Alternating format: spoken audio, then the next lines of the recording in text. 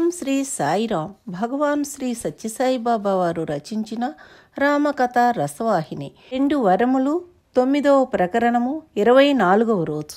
తడవైన పిదప కైక కొంత సర్దుకొని, రాజా, ఆనాడు మీరు దేవాసుర యుద్ధమున నా కొసగిన 2 కోరికల సంగతి మరిచిపోలేదు కదా అని అడిగెను. అందుకు మహారాజు, కైక, ఇంత మాత్రమునకే నీవింత బేలవయ్యేదవేళ? నా ప్రాణమున్నంత వరకు నీకిచ్చిన వరములు మరువలేను. కైక ఎంత ప్రాణమో, కైకకిచ్చిన వాగ్దానమో అంత ప్రాణ సమానము. దేవి, నిన్నెవరైనా కష్టపెట్టిరా? లేక ఆరోగ్యము సరిగా లేదా? ఏ క్రూరురాలైన నీ అవిష్టమునకు విరుద్ధముగా నడిచిరా? చెప్పుము. నీ కొరకై నాకు ప్రాణాపాయమయ్యే పని అయినను వెరువక ఆనందముగా చేయుదును. నీవు సంశయించుకుము. ఓ మంగళాంగి, నీవెందులకిట్లు బాధపడుచున్నావు? సమస్త దేశములు నా స్వాధీనమందున్న విషయము నీకు తెలియను కదా. ఏ దేశమునందైనను సరే, ఆ దేశ పదార్థములేవైనను కావలియునన్నా ఇచ్చయే ఇండినా తెలుపుము. క్షణములో వాటిని తెచ్చి నీకు అందించి నిన్ను ఆనందపరుచు ప్రయత్నము చేతును. నీవు దేనికి భయపడుతున్నావో, దేనికి దుఃఖించుచున్నావో సంకోచింపక తెలుపుము.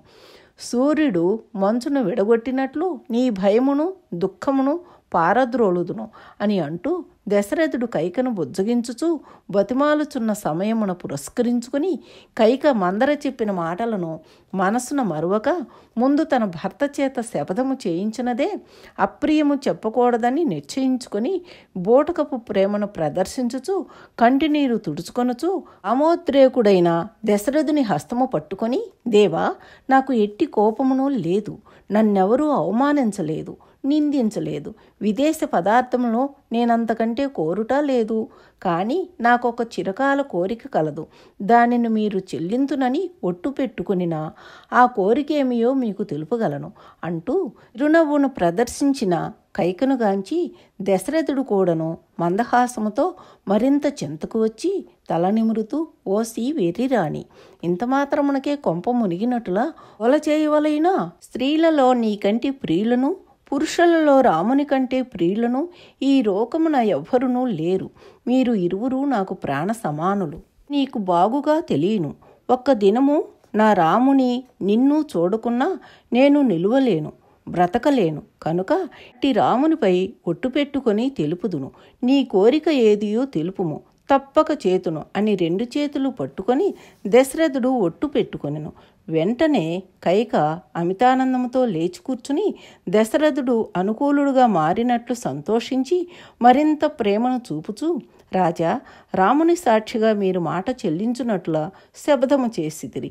ఇది నిజమేనా అని అడుగుచూ, రాజా, మీరు సత్యసంధులు, పరమ ధార్మికులు, మహాపరాక్రమవంతులు. దేవాసుర యుద్ధము మీకు జ్ఞాపకం ఉండకపోదు. అయినను నేను మరొక పరి తమరకు హెచ్చరింతును. ఆ రాత్రి శంబరాసురుడు అందరినీ సంహారము చేయగా మీరు కడయూపిరితో బాధపడుచుంటిరి. ఆనాడు నేనే మీకు సహాయము చేయకున్నా మెలకువతో కాపాడుకుండినా మీరేమై ఉండేడివారో మీకే తెలుసు. అట్టి పవిత్ర త్యాగమునకు మెచ్చి కైక, నా ప్రాణమునే కాపాడితివి. అట్టి నీకు నేను ఏమి ప్రత్యుపకారముగా ఇవ్వగలను?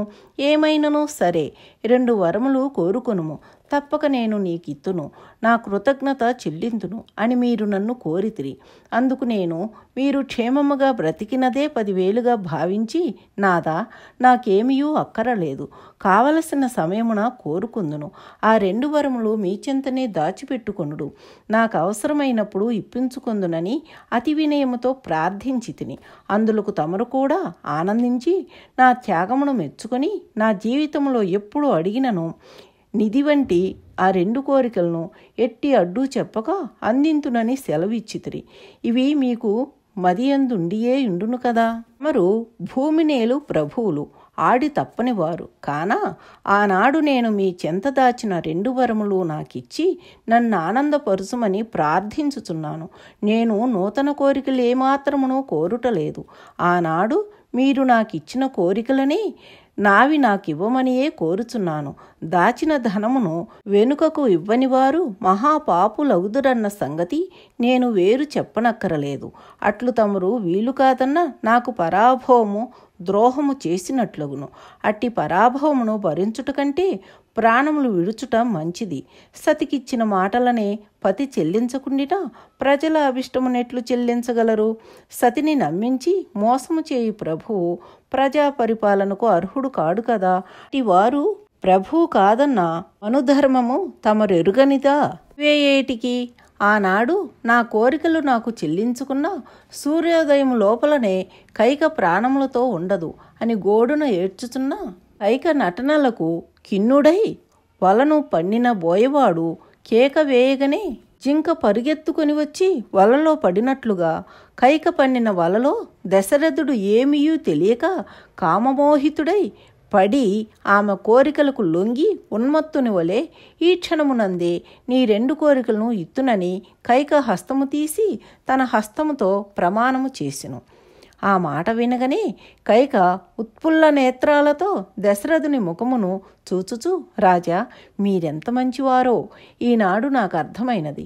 ఆడిన మాట తప్పరన్న సత్యము నేడు సాక్షాత్కరించును అని అనేక విధముల వర్ణించ మొదలుపెట్టును. అందులకు కాముడైన దశరథుడు ఉబ్బి, కైక, ఇంకా కాలహరణమెందుకు, కోరుకొమ్మని తొందర పెట్టెను. కైక మాటలు తడబడ రేపటి దినము రాముని కొరకు ఏర్పాట్లు చేసిన అభిషేకపు ఏర్పాట్లు వైభవములన్నింటితో నా కొమరుడగు దశరథునకు రాజ్యాభిషేకము చేయించుట మొదటి కోరిక. ఇక రాముడు జటాజీనములు ధరించి నారవస్త్రములతో దండకారణ్యమున 14 ఏండ్లు తాపసునిగా వనవాసము చేసి రావలెను. ఇది నా 2వ కోరిక. భరతుడు నిరాటంకముగా యువరాజు కావలెను. రాముడు ఇప్పుడే నా కళ్ళ ఎదుటనే ప్రయాణము కావలెను.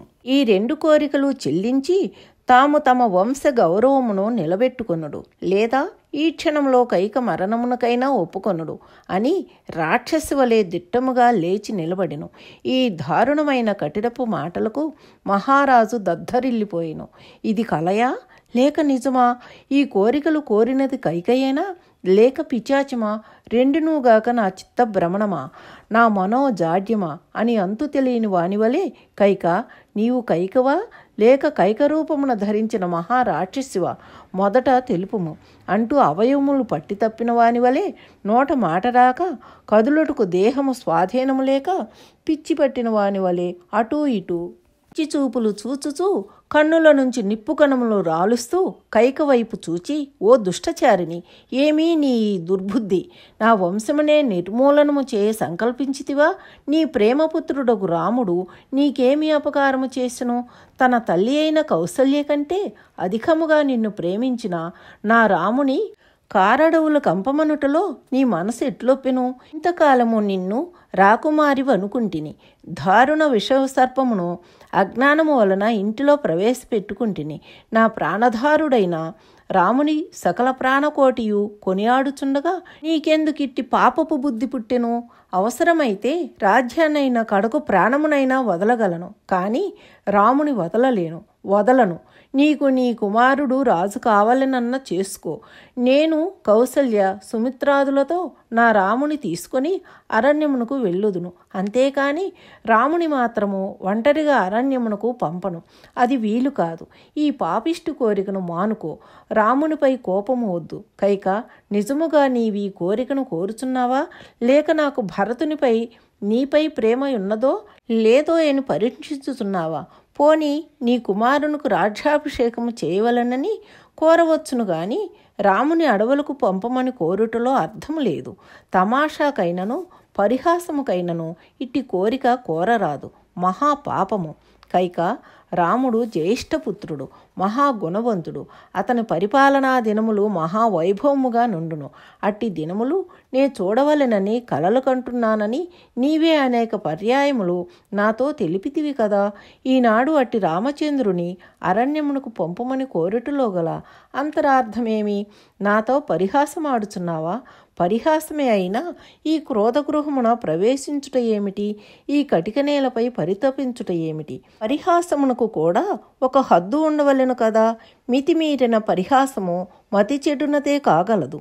ఇట్టిది పరిహాసమునకైనను భరించలేను, రాముని వీడలేను.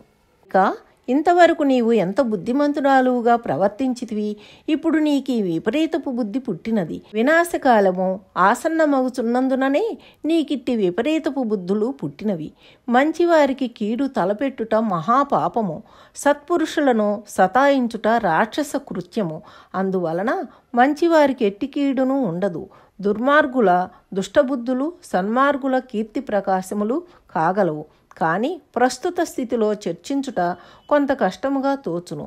ఈనాటి దుష్టతలంపు వలన ఇక్ష్వాకు వంశమునకే అనర్థము రాబోచున్నది.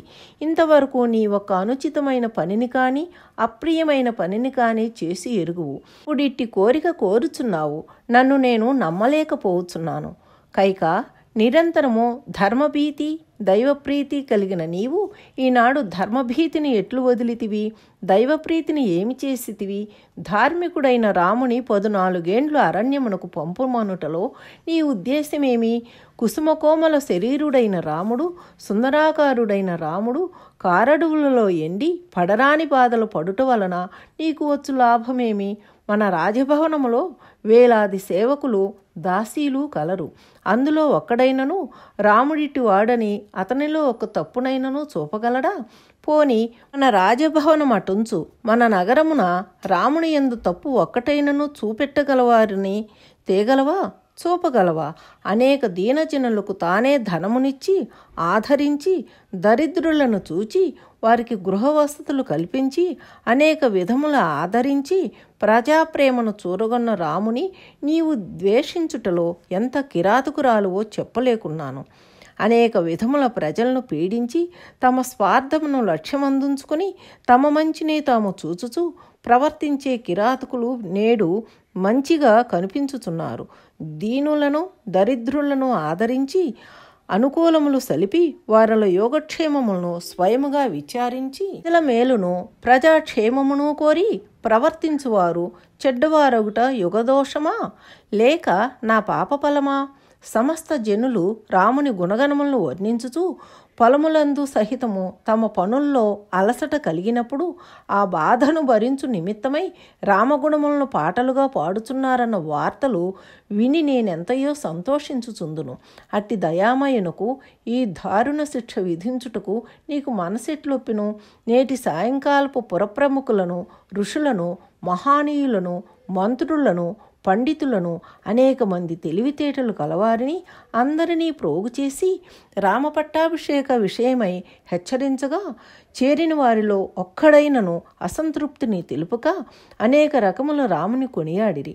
అట్టి జితేంద్రియుడు, త్యాగమూర్తి, సత్యవ్రతుడు అయిన రాముడు మా ప్రభువు కావటము మా పూర్వజన్మ పుణ్యమని జేజేలు తెలిపిరి.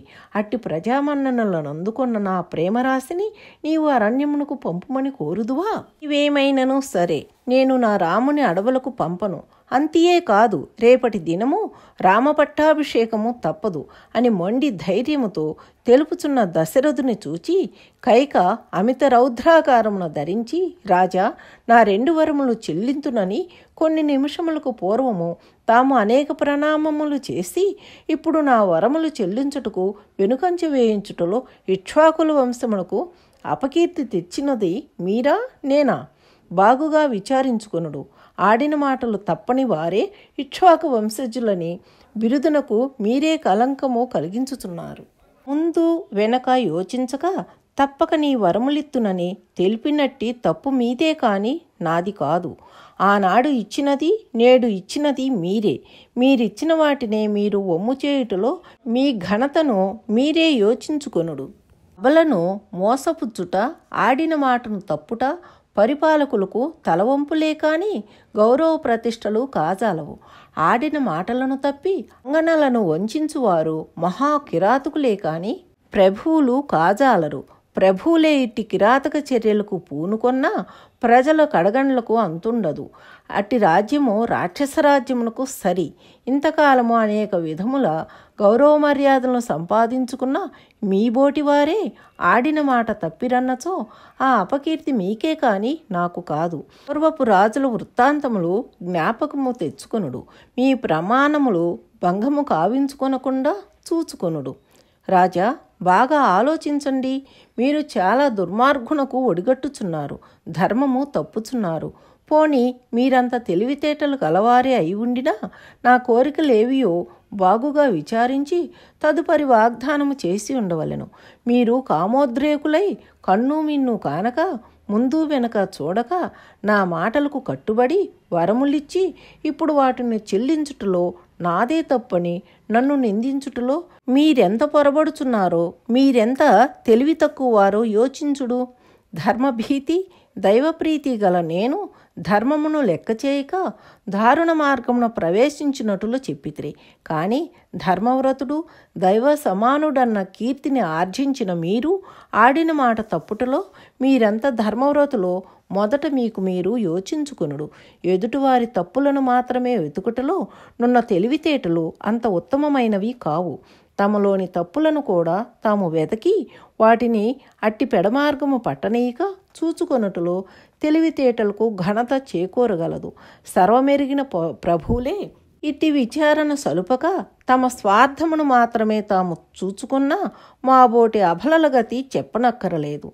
అట్టి మీరే చేయుచుండిన మేము చేసితిమన్నా అందులో తప్పేమియూ ఉండదు. ఓం శ్రీ సాయిరాం. సర్వం శ్రీ సాయిరామ పాదార విందార్పణమస్తు. సమస్త లోకాః సుఖినో భవంతు. ఓం శాంతి శాంతి శాంతి.